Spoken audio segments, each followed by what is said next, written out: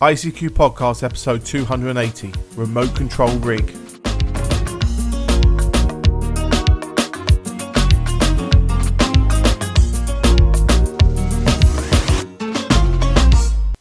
Well, hi there fellow amateur radio enthusiasts, and welcome to this, our 220th episode of the ICQ Amateur Radio Podcast, supported by Nigel Wells, 2W0 Charlie Golf Mike, Edward F. Check, and Malcolm Heath, Kilo India 7 Zulu Sierra X-Ray, and of course our monthly and annual subscription donors.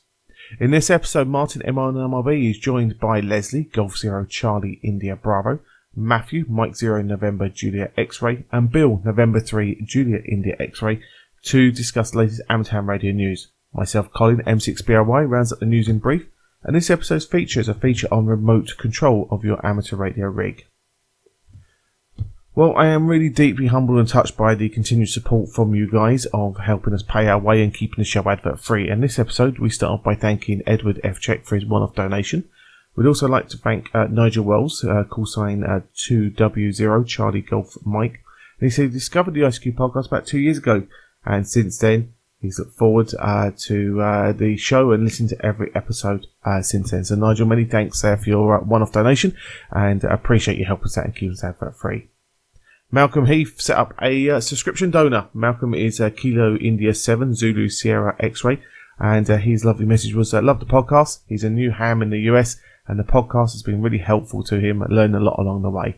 So many thanks for your message there, Malcolm. Now, of course, those donations, along with the monthly and annual subscription donors, keep us advert free. We would like you to consider us and keep this wonderful run going of supporting the show by visiting www.icqpodcast.com/donate, where anything you send their way is always greatly appreciated. Well, now let's move on with the show, and we'll join Martin, Leslie, Matthew and Bill to discuss the latest amateur ham radio news, including ham acts against anti-neighbour behaviour and using authentication in amateur radio. Hope you enjoy. What are you doing Sunday morning on the 18th of November 2018? How about joining the ICQ podcast team and many amateurs from across the southern England at one of the friendliest rallies of the year? I'm talking about the 41st Cats Radio and Electronics Bazaar, run by the Callsign Amateur Radio Society. Doors open at 10. There'll be trade stands there, club stands and small traders.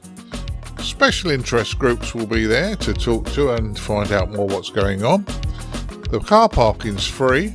The best thing about it though is the admission's only £1.50, and that includes a free cup of tea or coffee. But what I will say is get there early because the sausage rolls are great.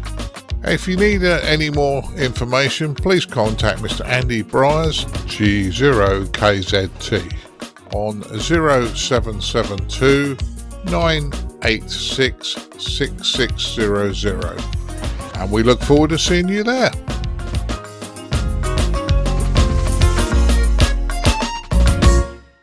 Well, hi guys, and welcome to episode 280 of ICQ Podcast and tonight's news roundtable. I'm on this news roundtable. I'm joined by Mr. Leslie Butterfield G0CIB. Did you say 280? 280. Wow, I don't believe it. Never mind. Yeah. Anyway, very good evening to everyone, and it's great to be on again. Yeah, I'm glad to have you back because you now got your voice, so Bill can pick on you. I lost it. Everyone was cheering when I lost my voice, but no, I'm back again and inflicting my dulcet tones on everyone. Yeah, that's good. Also got Mr. Matthew Nassau, M0NGX. Hi, Matt. Hey, everybody. Pleased to be here. Many thanks. Yes, good. And over there in the States, we have Mr. Bill Barnes, M3JIX. Hi, Bill. Hi, Martin. Hi, everybody. Welcome back, Leslie. Thank you. And unfortunately tonight, Mr. Edmund Spicer can't make it. He's doing family things again this episode, so hopefully he'll be back with us shortly. But say the four of us tonight, so no problems at all. We'll crack on. First news story. Armando's back again. M0. Hang on. I'm going to put my tin hat on. You put your tin hat on. So anyway, Armando's back, M0PAM, and he was the gentleman we talked about not so long ago about the antenna problems he had. And it looks like he's still trying to fight it, isn't he, Leslie? Yes, I've been scratching my head on this one. Basically, there was a little while back, there was a program on Channel 5, I believe, which went into what was occurring in this particular issue. What can one say? I remember there used to be a book on our EMC by Bembo. It was an RSGB publication at the time, and there was 2 sentences in it, and it was about diplomacy and how to deal with your neighbours, and that's sort of really what this is all about. Now, I've sort of had my disagreements, as everyone knows, with the RSGB. However, the RSGB do have some very, very good experts in this field. Some of them, and I know this for a fact, were ex-planning officers that used to work for councils. So, and they sort of poacher turned gamekeeper thing. So they've got very, very good advice available. I really do think that it would have been good to get their advice from the beginning. The problem with this is neighbourhood. Forget about amateur radio. Just put that to one side for a moment. Neighbourhood disputes are terrible. And once a relationship between yourself and your neighbour has broken down, it's like trying to fix a broken eggshell. You can't do it. And I'm going to disagree with what's occurring here, because I think that going to a lawyer and spending lots and lots of money is not the way forward. And I'm being very polite on this. I don't think there's a way forward at all. And let's suppose you do take it to the lawyers and you spend X £100,000 and you lose, well, you've lost all your money. And if you win, guess what? Your relationship with your neighbours still isn't good. So you've lost again. That's my thoughts on this. Can it be fixed at this late stage? To be honest, I don't think so. Over to you, Martin. Yeah, I agree with you. And I interviewed the planning officer from the RSGB a couple of podcasts back, and there's a YouTube video of it. And, you know, I'm not saying that it's only the RSGB. I'm assuming that other associations throughout the world, like the ARRL, the WIA, or the DRC, yes, absolutely, yes, they will all have the people that will help you. But that's why you should be a member of your local authority, you know, and local organisations, because you need the help. You're probably right, Leslie, in that in many ways there's things called battles and wars. You know, you don't have to win every battle to win the war. I think he's probably moved to somewhere nicer now. Yeah, you can carry on fighting if you want, but there's no point in fighting a lost cause, in fairness. But that's my feeling. I think it will make the lawyers rich. Yeah, they're the only people who ever win on these things. What do you think, Matt?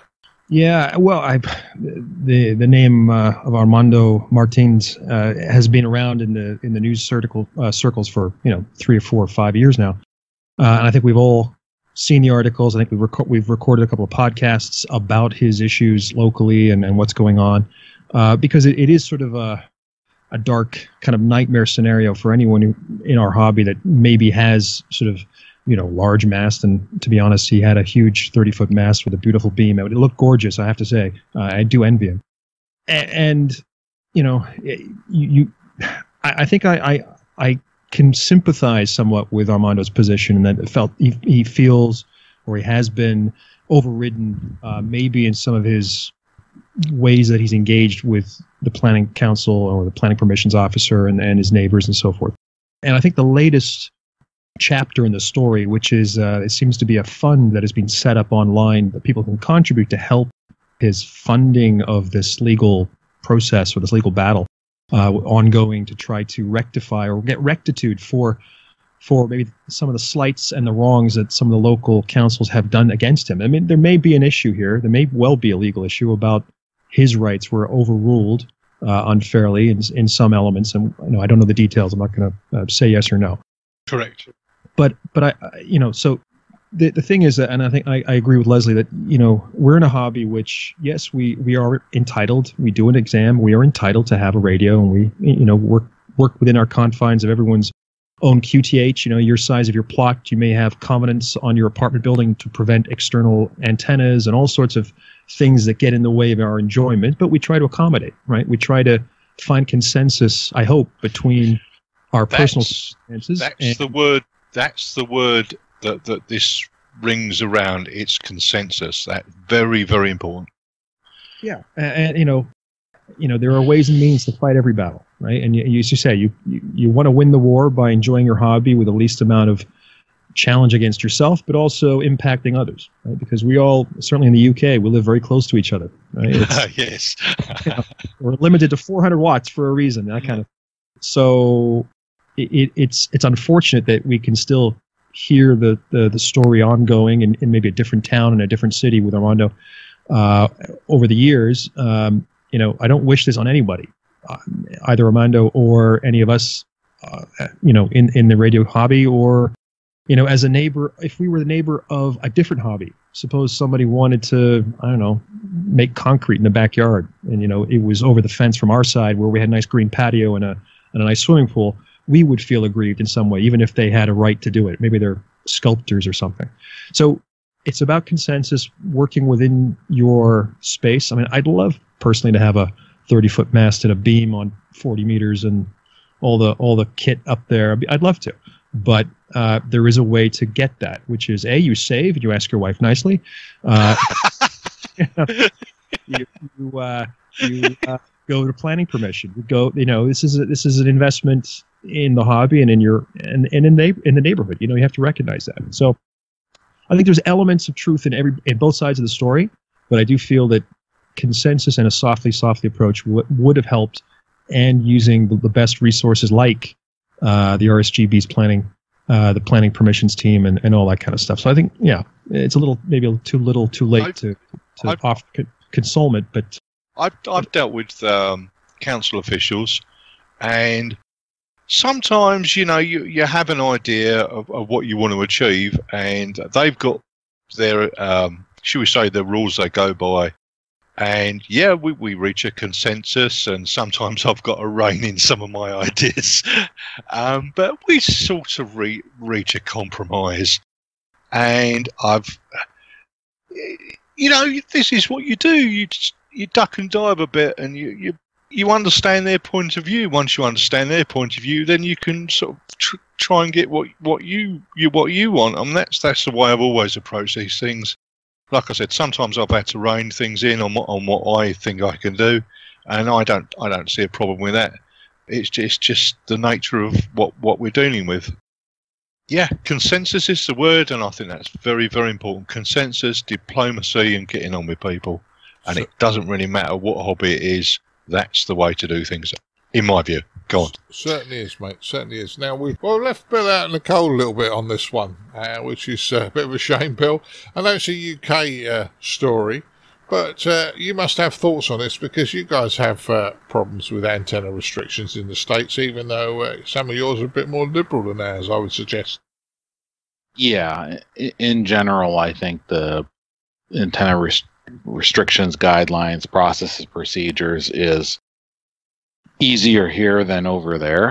On this side of the pond, I mean, there are, planned communities, and there's townships and local, ordinances and that kind of stuff. But there is a PRB 1 exemption for, reasonable accommodations for amateur radio. But this boils back to exactly what Leslie was saying. You got to start at the beginning. You got to understand what the rules are, what the process is, what things you are allowed to consider, what things you're not allowed to consider. And my recommendations always, reach out to ARRL, reach out to your local folks that are in the area that deal with these issues, and work out something so that before you even stick the shovel in the ground to start that base project, you already have your ducks in a row. I like that phrase for some reason. So that everything goes smoothly. But most importantly, Be on good terms with your neighbors always. Even in, HOAs is a big problem over here. And a lot of people have success getting an antenna in an HOA where it's clearly not allowed based on the rules and the procedures, because they're on good terms with the neighbors, because they go through the process, because they work with them and come to a good compromise that they're able to, I'm actually shocked when I actually saw some of the photos online of antenna systems people were able to put up under the most restrictive situations. Yes, you have HOAs here that will not allow any deviation for any reason. It doesn't matter. And that's an unfortunate reality. But the ones that were able to negotiate stuff, it all boiled down to they were on good terms with their neighbors and they followed the process. So I'm going to tell everyone, if you ever want, any kind of guidance and advice on these kind of issues, go back a few minutes to what Leslie was saying and do that, because that is the gospel right there on how you actually work this stuff out. I've been blessed. I had a house, my first house that I bought. I had 2.5 acres of land, no town restrictions, no county restrictions, and I had great neighbors. In fact, I still, go meet the neighbors from the old house after 20 years, and because we still do stuff together, because I put up everything you possibly can imagine. But when I moved to a place where it's like, I'm going to get one tower on the back of the house in one location because it matches the rules for the area, and I figured that out first. And then the third house I had, I didn't even bother putting a tower up. I could. I had everything in the all the rules and stuff were good. But the feeling I got from talking with the neighbors, I wasn't getting that positive, warm, fuzzy feeling. And that's when I discovered something that most people don't really get to. I worked almost as well as I did before with a good designed wire antenna up between two trees. So when I moved to house number 5, 4 or 5, I lost count already. Anyway, I just have wires up now. I didn't even bother even thinking about the tower. I sold the tower. I sold the tri-bander. I got rid of all that stuff. So there's fun to be had, is my point, is what I'm getting at. There's fun to be had, but boy, figure out what you're allowed to do, figure out what the guidance is, and really be on super good terms with your neighbors, because you're going to get a lot of traction right off that. And if you really want the mega station, you have to live in an area where the mega station would be allowed to happen, which ends up being huge property, land way away from everyone else. And that's not necessarily the best place to live, because you're 30 miles from work, 40 miles from work, an hour and a half from work. It gets real unpleasant, some of these places that I see, but boy, they can put up anything they possibly can imagine because they own 500 acres. That's not an option for where you guys live.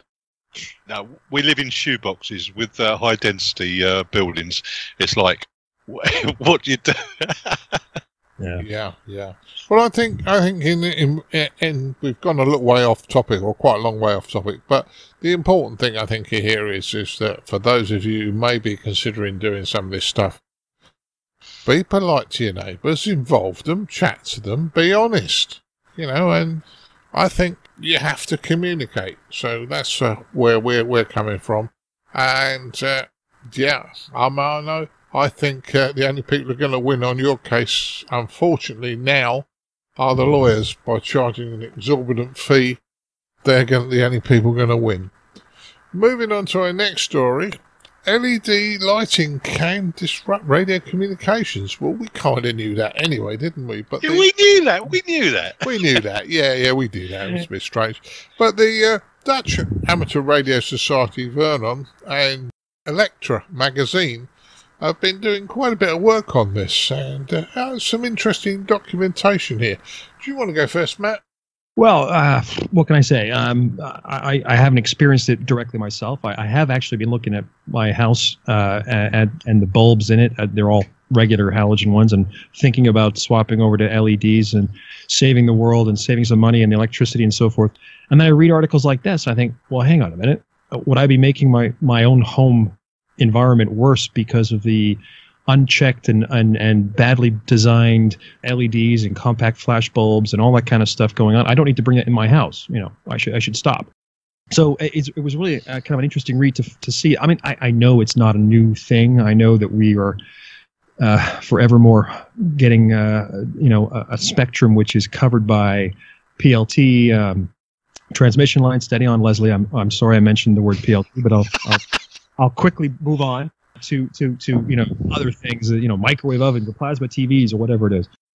Again, ultimately, the story comes down to we have legislation about keeping the spectrum clean and free of spurious, transmissions. Here's a device which can generate RF, and I think, Martin, maybe you can talk about the process of doing that. But it's, from what I understand, it's the power supply which is built into the bulb which generates the unintended interference. But these devices should be designed to a certain spec, and they're not perhaps because of costs, because of cheap imports, because of whatever it might be. And the stuff tends to go unreported or not really, legislated against, or people, you don't read the newspaper that a light bulb company was taken to court and fined £2 million for flooding the market with bad bulbs for something as esoteric as RF spectrum purity. So I think it's great that I think the Germans have been looking at this before, it was the Elector magazine, which you mentioned is a German magazine. I think they've run articles in the past about this. It's clearly a real problem. LED bulbs have been shown to, when you switch them on, they'll interrupt a DAB radio signal. In fact, so much so that they can actually turn off the radio, depending on the proximity of the bulb. But so we're not talking some random noise somewhere. These are real, high frequency, not HF, I should say, VHF and UHF noise pollution. We should be paying attention. Yeah, well, I suppose if you think about it, we run 240 volts, 230 volts over here, Bill. But if you think about it, 230 volts, the average LED, let's assume keep the numbers easy, 5 volts across an LED. I know it's a lot less than that.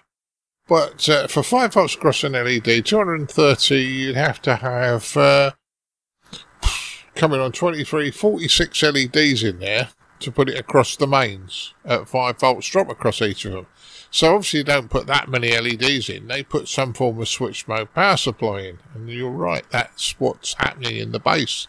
And the ones I've taken apart, and they were of unknown parentage. I couldn't tell you whose they were. They were just broken ones given to me. The interesting thing was that both of them, the electronics in the base of the unit was the thing that had failed, and it was so poorly manufactured that the wires seemed to just pull out, and they were potted in resin, supposedly potted in resin, but they were just pulling out. Now, if they were just pulling out, they were never soldered in the first place. Well, that's my feeling. Bill, do you have that sort of problem in the States? Oh, yeah. Same problems here. And I could go to town on that. But the article that you shared with us that we were looking at basically just said something in there that just really resonated with me. The current EMC standard was developed in the 70s of the last century. My gosh, how stuff has changed so much since the 1970s on both sides of the pond that no wonder we're having this problem now. And they're suggesting in the article that the rules be updated for modern situations with, exactly what you're talking about, these switching power supplies they stick in there. Because I've ripped apart some of these LED bulbs and the compact fluorescent bulbs, and both cases they're changing the mains power, whatever it is in your country, whatever frequency is in the country, to a lower voltage or a higher voltage, depending what kind of bulb it is. Those things could be made really, really well, or they could be made really, really bad. And that's the problem we're running into, is that there's just enough bad that are out in the market. And it's really difficult once stuff is in the market to get it out of the market. I mean, because nobody's going to go door to door. It's the, I'm here with an RF sniffing meter. I'm here to take all your bad bulbs. Never going to happen. And these things have a lot longer life. A regular incandescent bulb, if you were lucky, at least in my experience, they might make it a year or two, and then you're up on the ladder, changing a bulb. I have bulbs that I bought that I saved a receipt for and I wrote the date on them because I'm like, there's no way. It has an 18-year manufacturer's warranty on it. And I'm like, okay, I got to keep this just to see if it dies sooner than 18 years, just to see if they'll actually send me a new one. So these things are going to be around for a while. The article also talked about the wireless recharging of electronic cars. That was something that triggered an article I read months ago. Specifically, your region, IARU Region 1 President, warns of wireless power transfer interference threat. And I believe it was talked about before, so here we go again. More wireless interference based on, various things that are being built. Yeah, that's the biggest problem, and as you say, these bulbs are going on.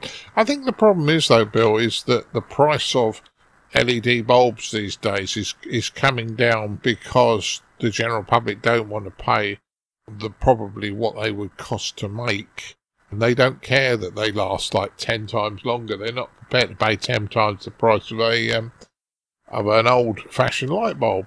So it's understandable that corners get cut and noise goes. What do you think, Leslie? Well, what do I think? Well, when we was doing the Silverthorne camp, I changed from the 230 volt incandescent lamps to LEDs. And the reason I changed over because it was a lot safer, rain, all sorts of damage, and as they were low voltage, nothing was going to occur. So that's why I changed over for that. The problem is actually in the power supply. Yes, and I think that the approach that's sort of come across as people were talking, I actually wrote down, it's about closing the stable door as the horse has bolted. So I think that's very much the approach on the market. And yes, you're right.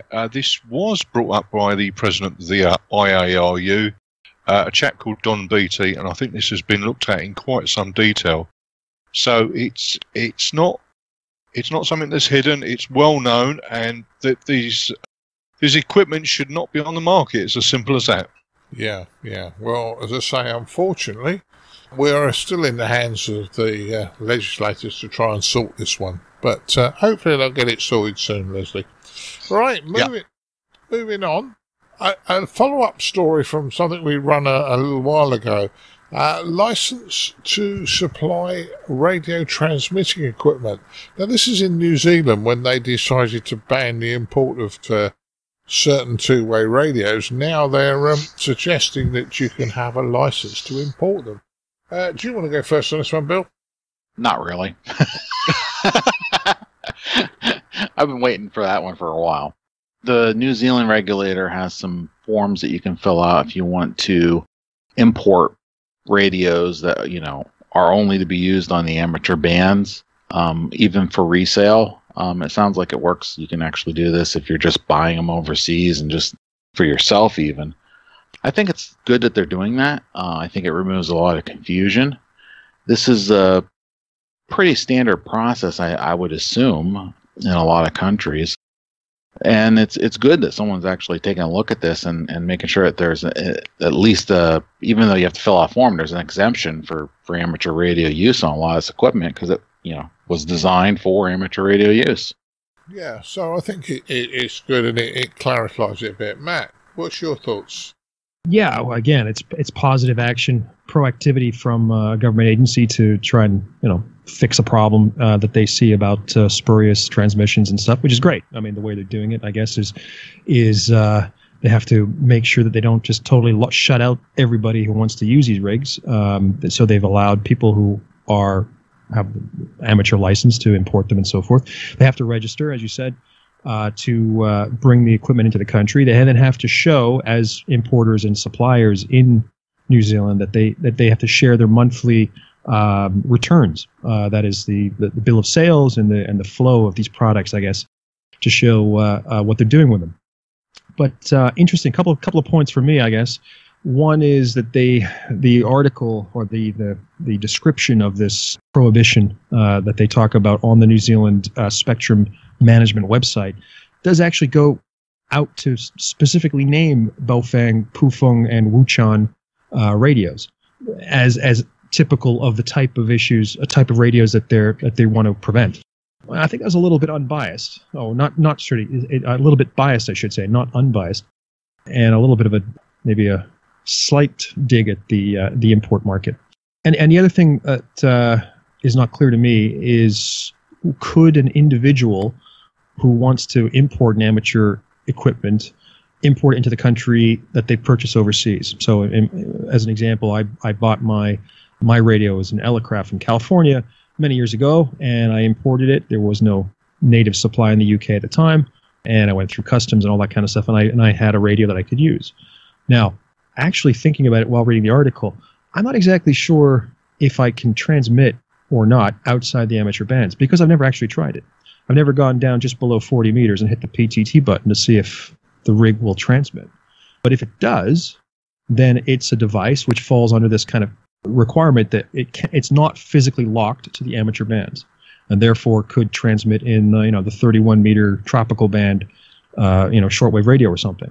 In which case, according to this restriction, I would need a license to import it, even if I'm not reselling it. I'm assuming that I'm not considered then a supplier myself. So it's kind of interesting. I don't know.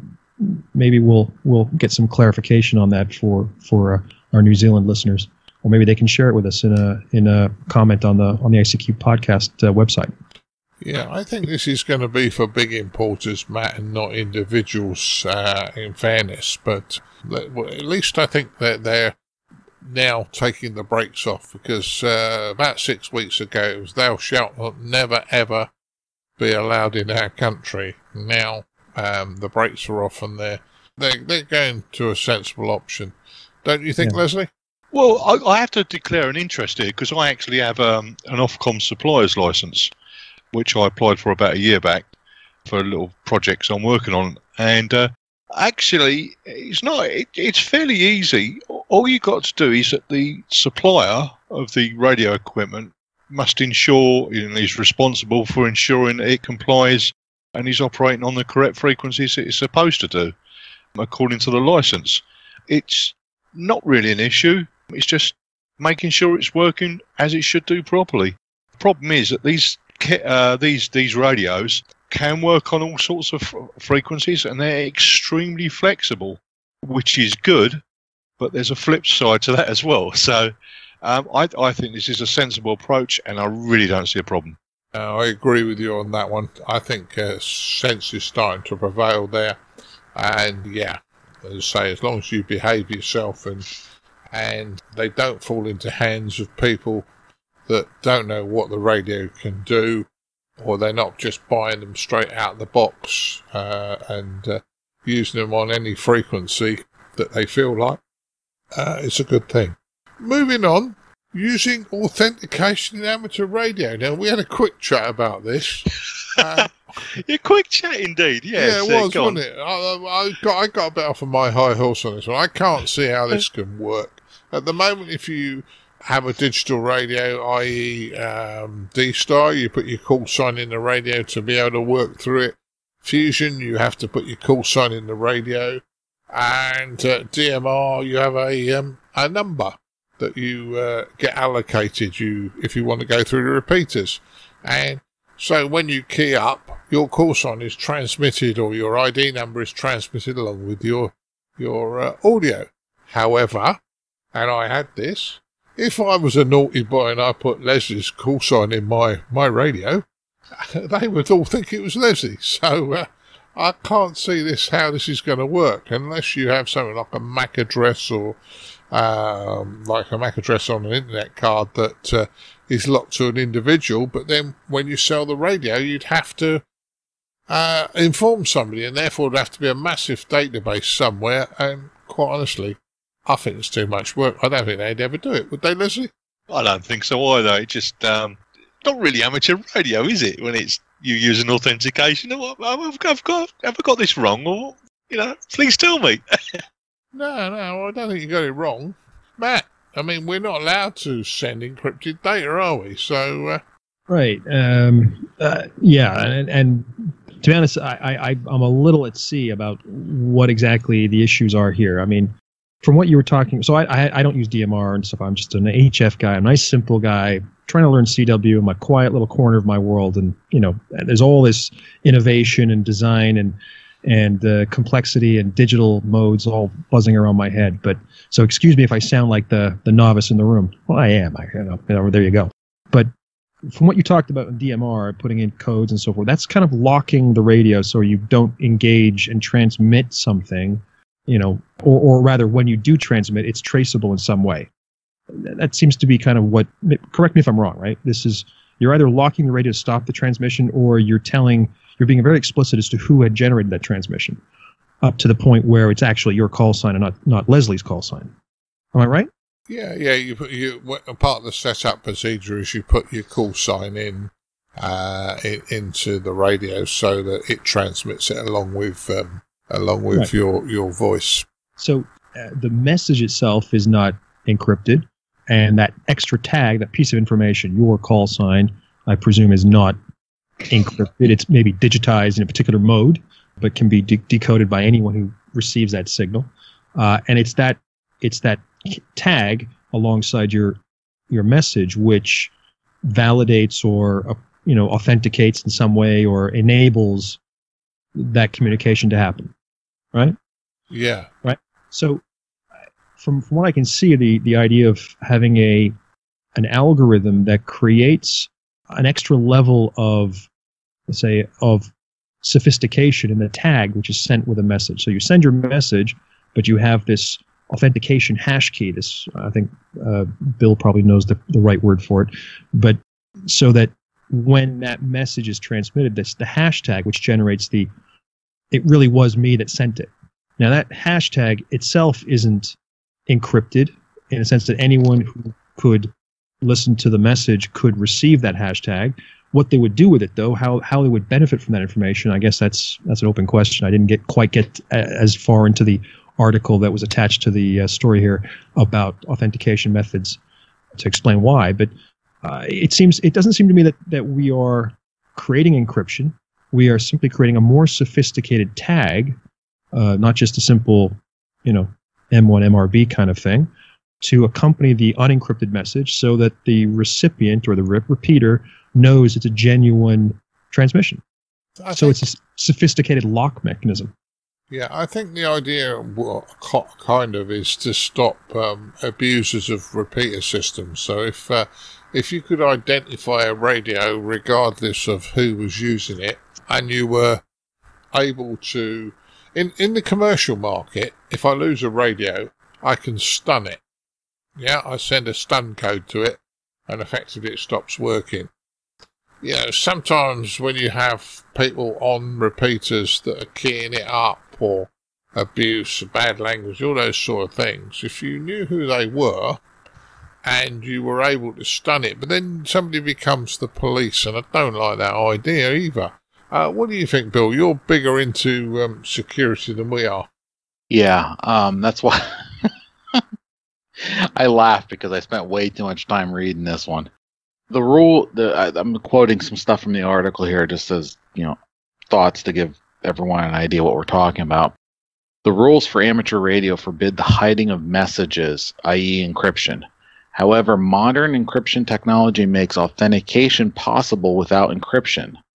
This can be useful where there is a need to control remote devices such as repeaters and beacons that sometimes suffer from electronic vandalism. I actually dug up part 97 here on this side of the pond, and yeah, it is. We actually are allowed to telecommand a space station, telecommand a modern craft in a way that's, basically encrypted. So to obscure the control codes for a satellite, for instance, or, the control signals for a model aircraft, so that someone can't hijack your model aircraft or something. But in general, I'm not too certain about if that would work over here for telecommand of a repeater or not.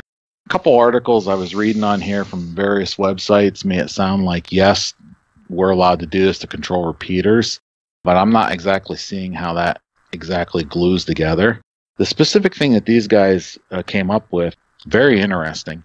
They're hashing an authentication code with a one-way hash using the SHA-1 algorithm.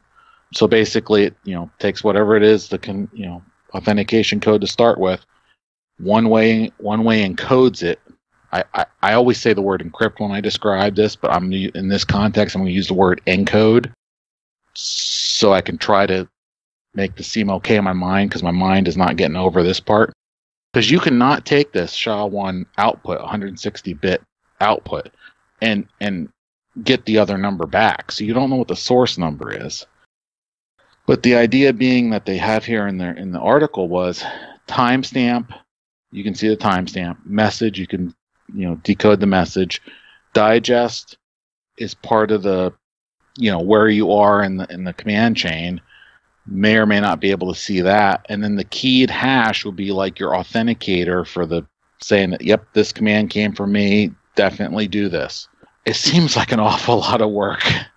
It seems like way too many things to go wrong, and it seems to me, it seems too close to, what is the description of encryption? What is the description of cipher? What is the description of encoding? And how are these actually related back to your, licensing authorities such as the FCC and Ofcom, what their definitions are? It just seems like a lot of work, but it's really neat. I had a great fun ripping the thing apart. I had some fun here. Type some Perl scripts up. We're good. But I'm not sure I would ever use this. I'm not even sure if I could use this. Yeah, well, in the words of our Leslie, it ain't real amateur radio, is it, Leslie? I was listening intently in the background. It almost got me hooked. Yeah. I think it's interesting technology. I think it could be technology looking for a solution rather than we're looking for a solution to, interesting. As I say, we'll keep an eye on it. Our last news story is just a quickie. We often mention HMS Belfast. HMS Belfast this month has a special call sign of GB100 ARM, because the 100th anniversary of Armistice, the end of the First World War, on the 11th of November 1918. So she'll be operating and using that special call sign GB100 ARM. Now, just mention this because we're going to be on board, well, a number of us are assuming you're going to be with us, Matt, but we're going to be on board on the 17th, aren't we? 17th, yeah. So, as I say, just I think, Leslie, any thoughts on this? Because it's you were in the military. I know, not in World War One. You're not that old. But. I get lots of gags at work on that. But so anyway, don't know. I'd like to attend. I'm certainly going to try my best, but I don't know what's happening at the moment. But I certainly would like to. Yeah, that'd be good. Bill, any thoughts on this one? I know it's a quickie from you. Sounds like you guys are going to have a great time, so hopefully the bands cooperate and you get a lot of QSOs in. We always have a great time on the Belfast. Often we don't operate very much, which seems a real shame, but it's usually a good day to communicate with the public and promote our hobby in a good light. So that's always a winner. And Matt and Chris thoroughly enjoy doing Morse code with the children. So. We do indeed. I expect it could well be busier than usual. I think, given the timing, we're there on the 17th, a week after Armistice and so forth. But I actually, just on that point, I don't know if our viewers really want to hear this, but I think the record that Chris and I have done in a day, and I guess that's maybe 6 or 7 hours on board with the public, is about, let's call it 58 or 60 Morse code certificates with the kids that come in, and they're all nationalities, all age groups, but they all love learning and spelling their name, and we give them a certificate if we can decode it. But recently there's been a couple of other guys on board that are hammering out maybe 200 certificates in a day, and they must be doing class after class or scout troop after scout troop. But So clearly the volume of activity is picking up. So I'm looking forward to it the next time we can get on board and try and break that 200 barrier. I hope Chris is listening. Yeah. And the other thing is that you guys, you also do the adults. It's not just children. It's meant to be for the children. Let them have a go at Morse code. But you'd be surprised how many mums and dads want to have a go. And they shouldn't be excluded, in my opinion. And we don't exclude them. We get them on, let them have a go. So, all in all, I think that was pretty good. Right, well, it's just a bit of information for you guys at the end of the news story. We will be there. Right, moving on, guys. Let's find out what you've been up to over the last month and see what you've been playing radio. Bill, do you want to go first? Sure. Since the last time we talked, we had the Pennsylvania QSO party, my favorite contest of the year. QSO party. Anyway, got to work a few hours on Saturday between, everything going on with the kids and stuff, and an hour and a half on Sunday, portable. So from the house, I worked 26 stations in Montour County, Pennsylvania. Home, all QRP. 1 CW, 1 PSK 31, RES SSB. Went from there. And then on Sunday, I needed to run up to the in-laws to help them out with something. And so I packed up all the soda stuff, threw it in the car, and I actually worked 7 stations from Bradford County, portable, QRP, from the picnic table. Bands were tricky times.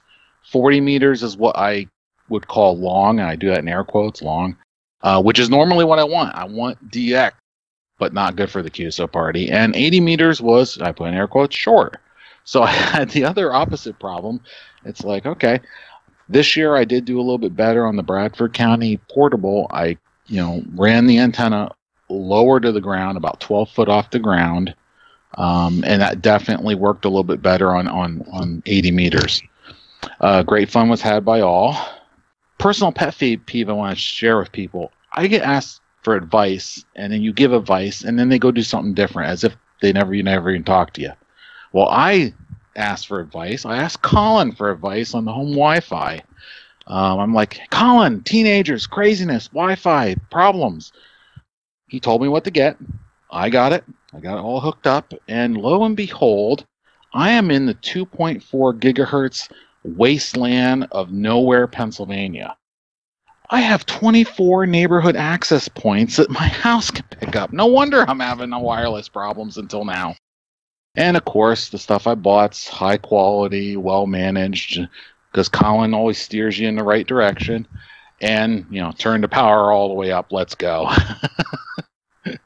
So that's not amateur radio related directly, other than listen to Colin M6BOY. Lastly, I had chased the Dulce Island VP6D, and I was able to tag and bag VP6D one afternoon on 17 meters with FT Stupid 8 with 8 watts of unbridled RF power. So I actually worked a DX station on FT8 QRP. So, and I already got that one, that click confirmed in Logbook of the World. So that was kind of exciting. So that's where I've been. That's what I've been doing. It's been a fun month so far. Yeah, it sounds good to me, Bill. Sounds like you've had a lot of fun. Matt, what have you been up to? Well, a little bit of soda activity with Chris Howard, M0TCH. It's on a little tour of peaks in the southeast part of England. We went to Ditchling, Beacon, and Leith Hill. It was about probably 3 weeks ago. And we worked soda, so we activated the locations with the 4 QSOs. I should say I activated both locations. Unfortunately, Chris, we got to the last destination, Ditchling Hill down on the southeast coast, threw up an antenna. It was a beautiful night. It was getting cold. The sun was setting. It was about 5:30 in the evening here in the UK. It was, middle October. It's getting cold. I could see the sun, beautiful red sun setting towards the hills, desperately trying to call out. I had 1 QSO. I'm trying to get 2 more. There's conversations. I can hear them on 40 meters, but I can't break them and try to do both sides of the QSO just to get the activation started. Behind me, the full moon is coming up, and it's the sky is going a pale bluey purple. It's fantastic. The sheep are coming across the field, and So while I was working 40 meters, and I did get my 4 QSOs, poor Chris was working 2 meter handheld and got 1, and so drove home unable to call the summit activated. So I do apologize, Chris, again, humbly, but thank you for the drive anyway. So a bit of soda, and it's exciting stuff. You're sitting there a little bit colder than you want to be, but the sun is going down, the moon is coming up, you're outside, you look up, you've got this telescopic pole, fiberglass pole with a nice linked dipole strung out, soda beams dipole strung out across a barbed wire fence, and it's fantastic. And you can hear Austria and Malta and Shetland Islands and all sorts of things, and it was really, really, really exciting for me.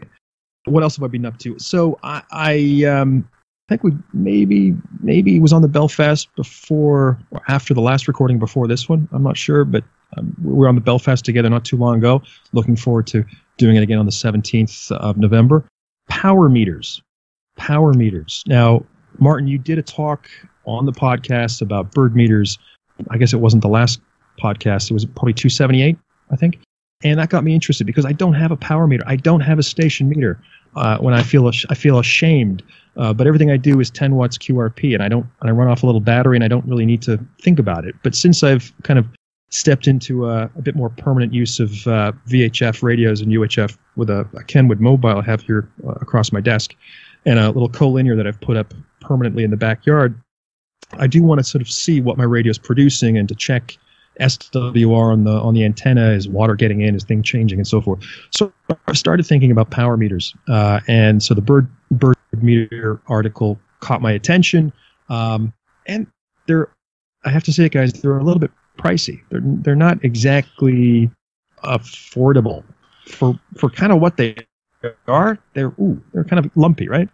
But so the idea is maybe I can build something. Maybe I can have a go myself. And so I am investigating and looking at ways of producing a fairly accurate RF meter using essentially well, there are plenty of circuits out there, but the one that caught my eye is using an analog devices integrated circuit, the AD8307. There's a couple of chips that they do. I haven't figured out which one I want to use, but it's a logarithmic amplifier which takes in the sampled RF and produces a DC voltage, which you can measure when there's a direct correlation between the power in and the voltage out. So I'm kind of playing with that. And then if I get that to work, I'll try to produce a directional coupler and try to make an SWR meter out of that as well. So a little bit of project work that I'm reading up on at the moment. And I guess the other small luxury that I've done recently, actually a couple of days ago, was I bought a PC. Now I know I am the technical Luddite here on the podcast. The last tower PC that I bought was a Windows 95 device in 1996, I think. And since then, I've used laptops. I've had a couple of old laptops from the early 2000s. Otherwise, my company has provided me with a laptop for business use. And of course, since you live in that laptop for so many hours a day and you bring it home with you and you're doing some work, you tend to accumulate little applications on that laptop to support my hobby, right? My habit.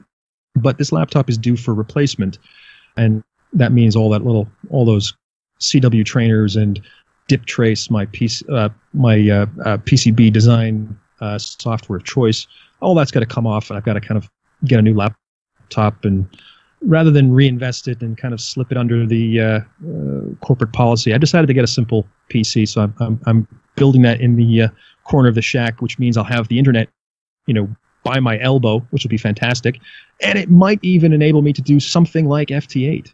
Who knows? But that's what I've been up to. Yeah, little devil, AFT8.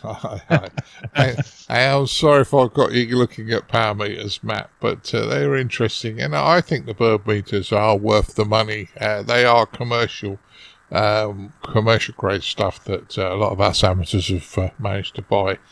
And I must admit, I did get mine at a very, very cost-effective price.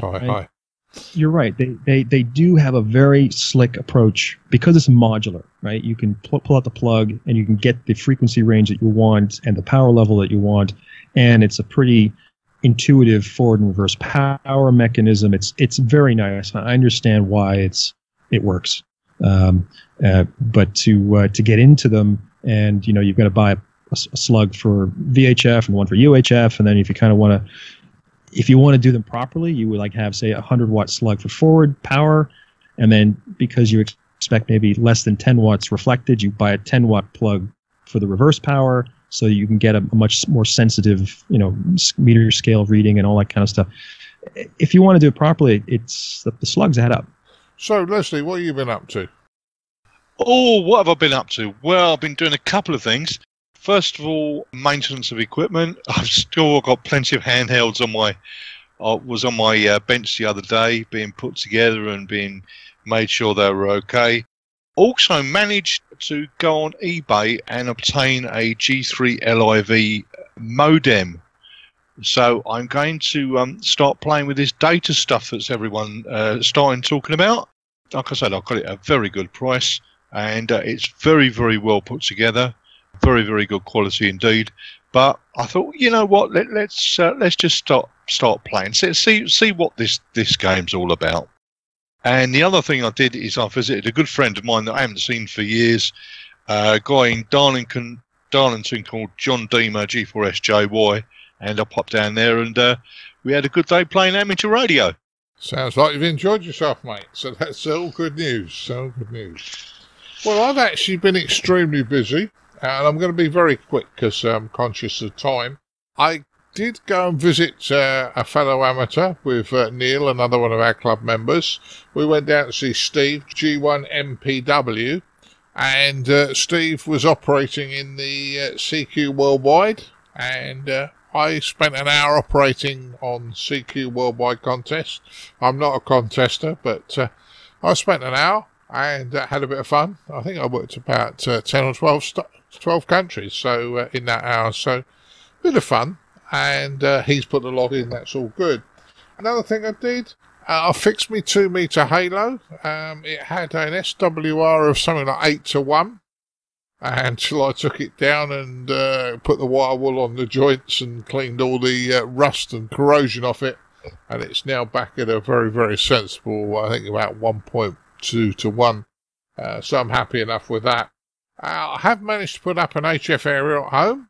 Got a off-centre dipole in kind of sloper configuration from the top of the house down to the back of the plot.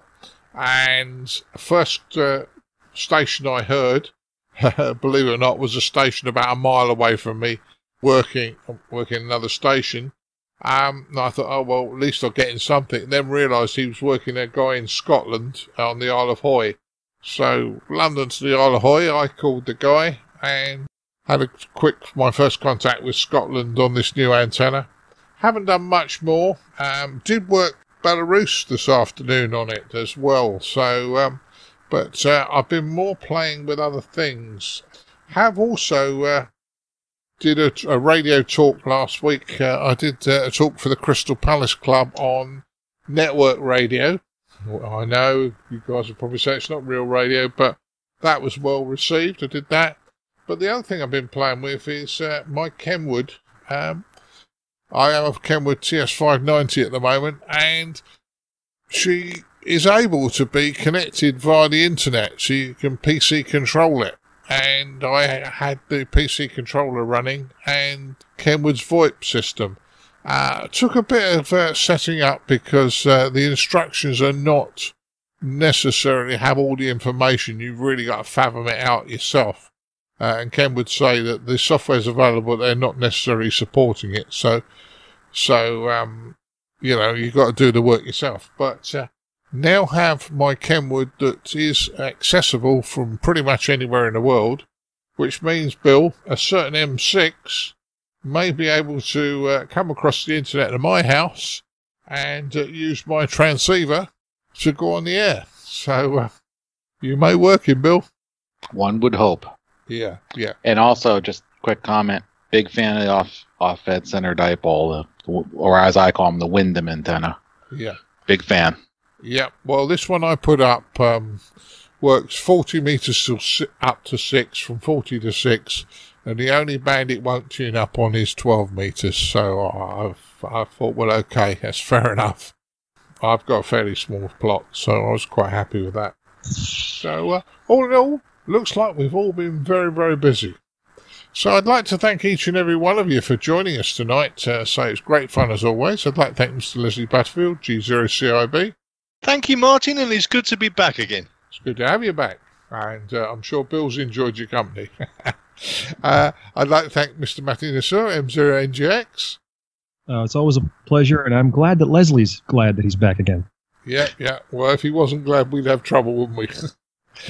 And thanks again to Mr. Bill Barnes, N3JIX. Thanks, Bill. Yes, thank you very much. And I'm glad that you're glad that Matt's glad. Now I lost my place. Anyway, we're all glad here. Yeah. So it's all fun. Listen, guys, 73s, and we'll do it all again soon. 73. Cheerio. 73s. Keep your amateur ham radio podcast advert free by donating less than a length of coax. Visit www.ICQPodcast.com/donate now. For all the news, links and information, visit www.ICQPodcast.com. And now it's time to have a look at the news in brief with me, Colin M6BOY. As part of the activities taking place during a period docked at Long Beach in California, the RMS Queen Mary will be active for satellite amateur radio operations on the 15th of December this year. The day is designed to be like a field day. It's hoped that operations from portable stations will be on FM, SSB and maybe some packet along with HF. The call sign use will be W6RO, Romeo Oscar, which is the call sign of the wireless room on the ship and will be in operation by the Associated Radio Amateurs of Long Beach. So as always, we've got a link on this on the ICQ Podcast webpage, and maybe something for your diary that could be quite of interest. Taking place after the Australia, New Zealand and Africa net, the ROTA is a one and only worldwide recipe swapping amateur radio net. So to gain some culinary inspiration or to exchange some cooking tips, tune your radio to the 20 meter band set at 14.183 MHz at 0630 UTC on Mondays straight after the ANZA net. There's lots of fun on the air, swapping information about recipes and favourite ingredients, and your gastronomic queue is hosted by Lynn, VK4 Sierra Whiskey Echo. Bad news, unfortunately, for those of you who like your CubeSats. UCube-1, the UK Space Agency's first CubeSat, was launched in space in July 2014. It seems to appear to have fallen silent. It's been working away since September 2015, and over that time it's been keeping amateur radio operators entertained and working the station there, as well as also being part of the STEM outreach classes being used by schools and colleges. Downlinks have operated continuously on the 145 MHz band, and more than 450 stations have supported the ongoing activity. Just before midnight UTC on Thursday the 18th of October, the centralised warehouse received a data frame from Kilo Bravo 6 Lima Tango uniform in California, and this is the last recorded digital signal from the spacecraft, and since that date it appears in fact it's fallen silent and no one's been able to detect any signals. Early analysis of the last telemetry received has not shown any obvious reasons why this is the case. So obviously this is very disappointing. The team are trying to work away and trying to get things obviously going again. But as I say, it's quite an unfortunate loss of such a valuable resource. It's noted that AO73-FunCube1 and EO88-NAF1 continue to operate normally, and JY1SAT and ESO-EO are expected to launch by the end of this year.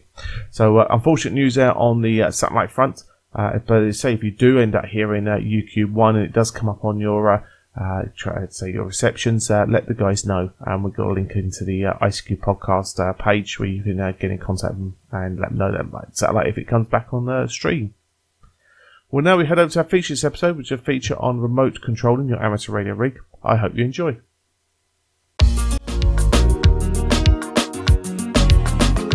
And now what you've all been waiting for, this episode's feature from the ICQ podcast.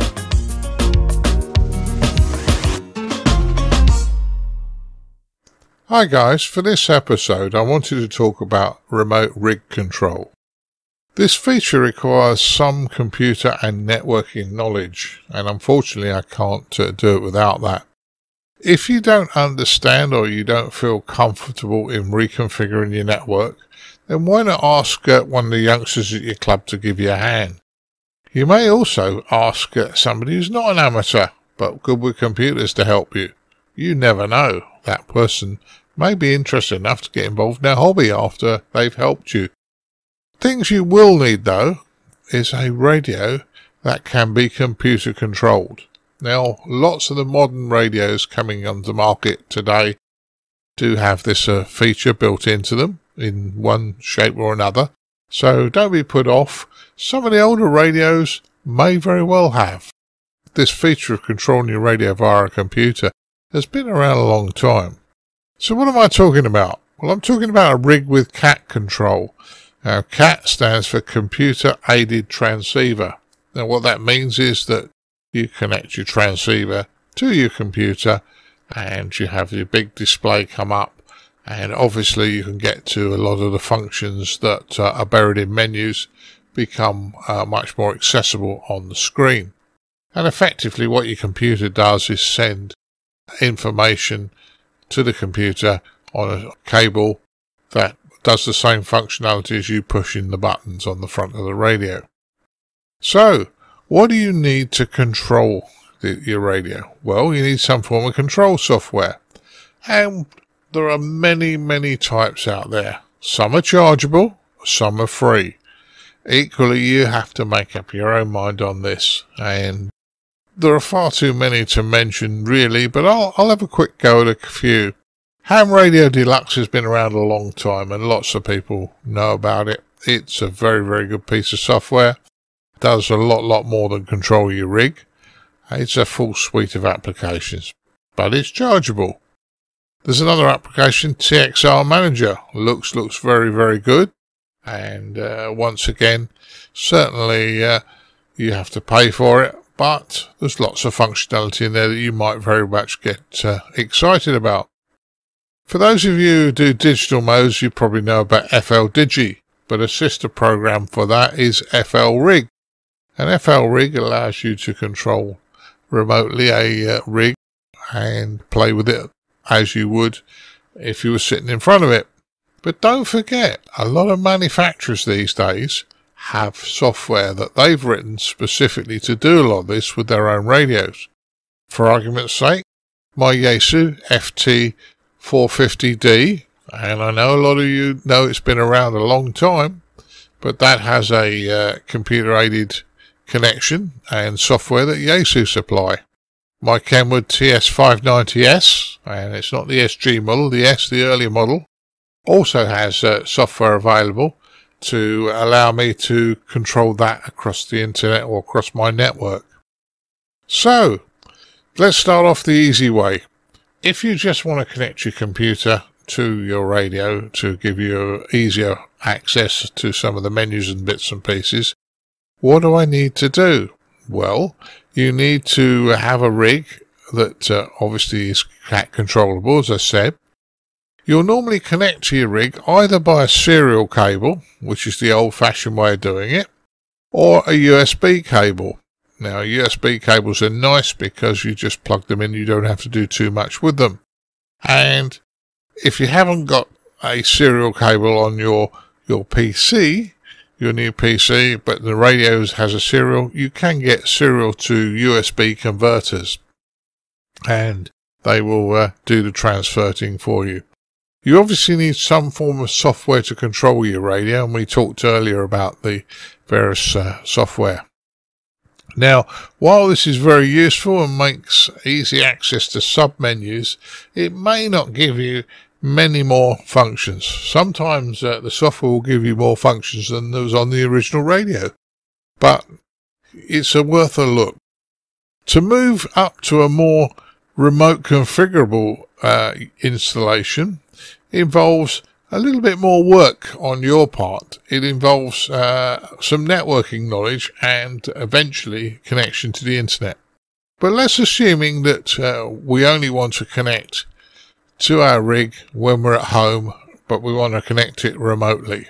So effectively, if we have a home network in place, and you would use that to connect your rig. Now, coming back are the things you need, and I come back to the same things. You need a rig that's cat controllable and accept cat commands. You'll also need to know what IP addresses are being used on your home network. Are you using DHCP, Dynamic Host Protocol? Effectively, what happens there is that a device on your network, usually your router, issues a local IP address in your house for your devices, and most people operate in that way. They don't care that tomorrow their laptop or their desktop computer's got a different address. It will just carry on working and they'll be perfectly okay with that.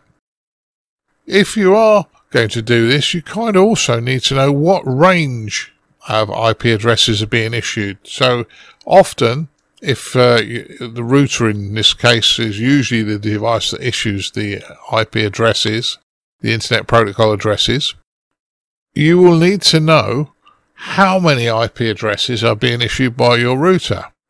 Now, you can have predominantly, I think 254 is a good number, up to 254.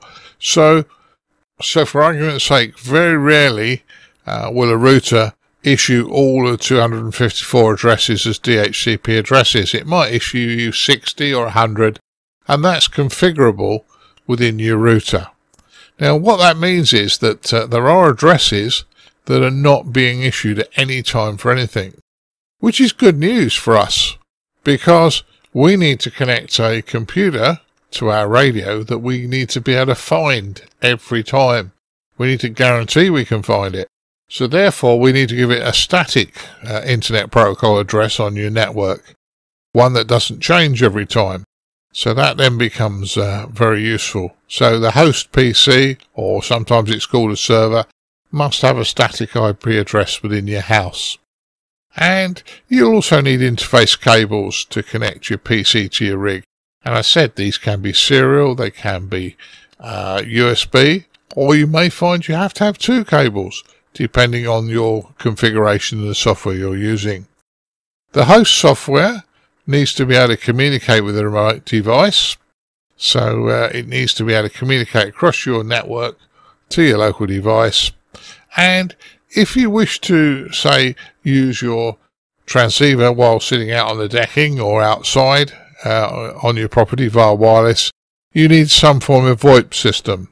Now that could be one of the common VoIP systems like Skype, or it could be a proprietary piece of software by the manufacturer, and in my case the Kenwood software has a proprietary VoIP system, both a host and remote end software.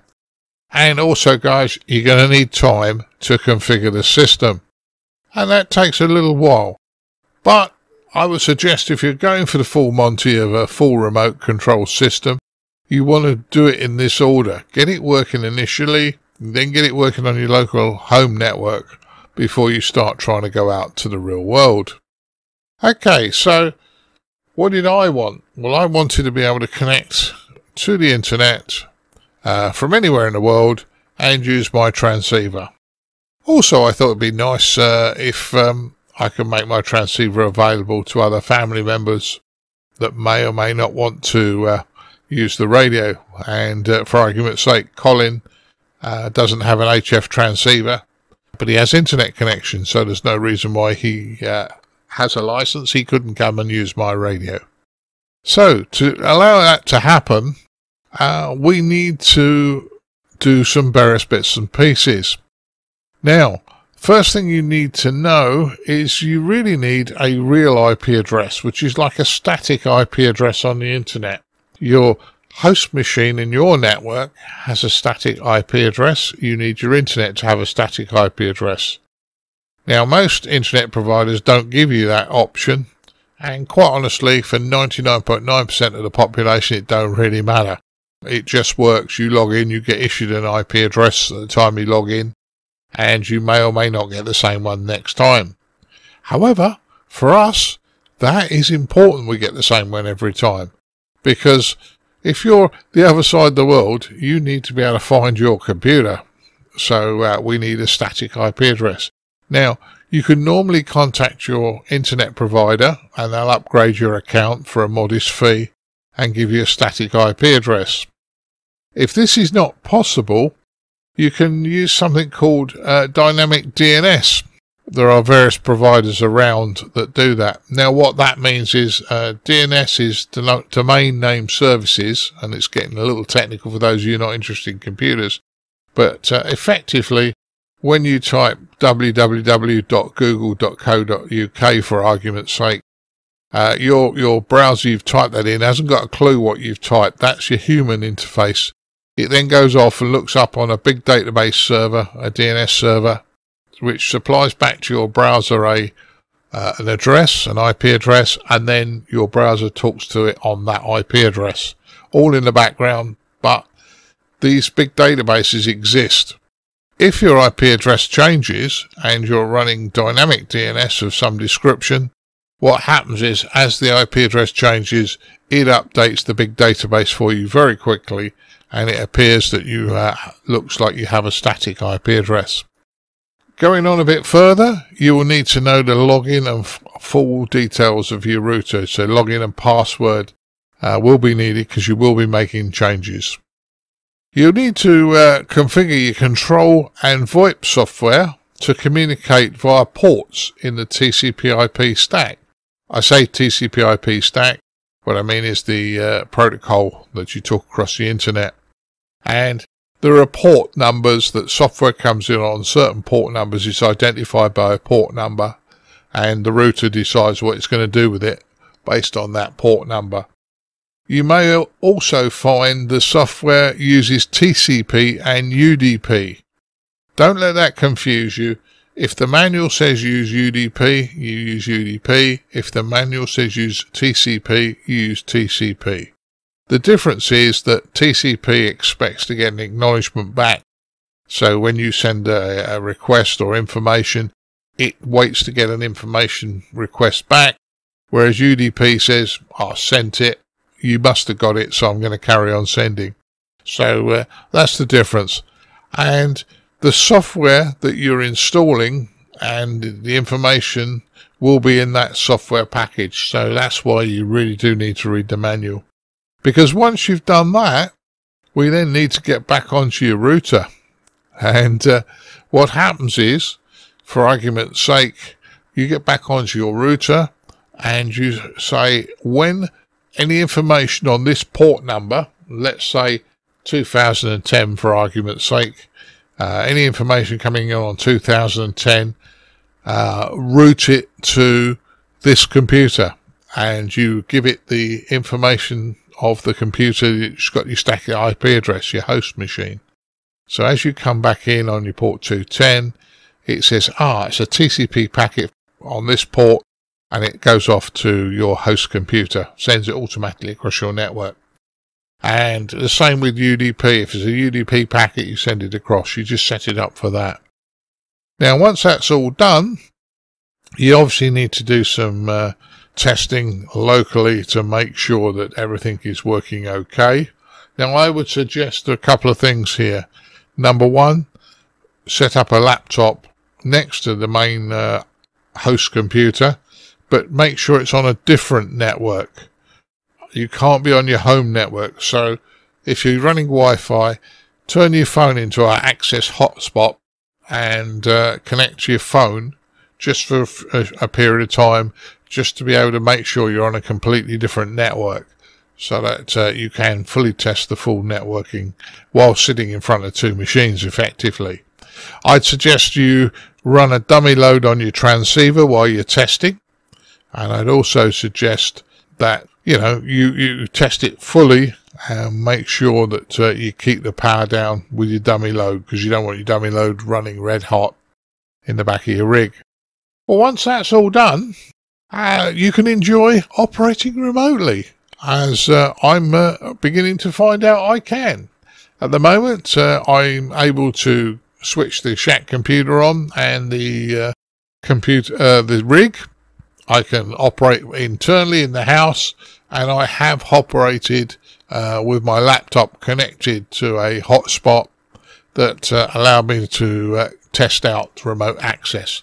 So from now on, I should be able to operate anywhere in the world once I have a laptop with me. So, guys, I hope this has been of interest. I don't want to put you off the computer side of it. This has been mainly about the computer and how you connect the rig to it. But there's a lot you can do. It does enable you to have a bit of fun.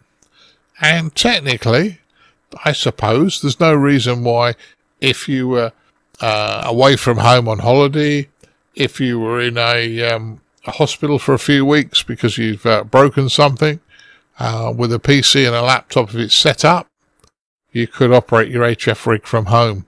There's lots of opportunities here. So I hope this has been of use, and I'm sorry for those of you who are not big on computers, but it had to be done. 73.